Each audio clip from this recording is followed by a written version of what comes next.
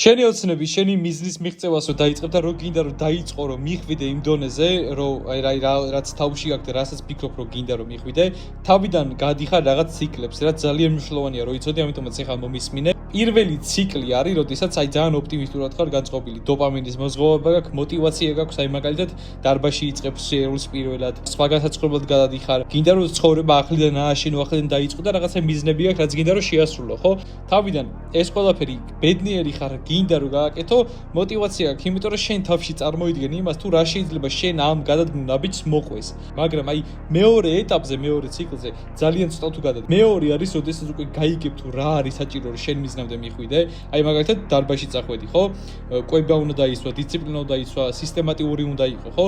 აი როდესაც გაუგებ გემოს თუ რა არის რეალურად საჭირო რომ შენს სასურველ ფორმამდე მიხვიდე, აი მანდ უკვე ნებდება ხალხი. მანდ უკვე ეძერებათ ადგომა, წასვლა, ბიზნესის თვალით შევხედოთ, ხო? აი როდესაც უკვე ბიზნესი იწყებ, თავიდან კარგად ხარ გაწყობილი, გინდა რომ გამოგივიდეს, თავში იმებს იდებ, რომ აი ამას ეს რო გამომივა, ამას ვიზამ, ამას გავაკეთებ.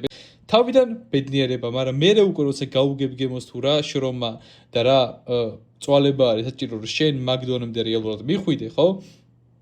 აი მე უკვე ყველა ნებდება, თითქმის.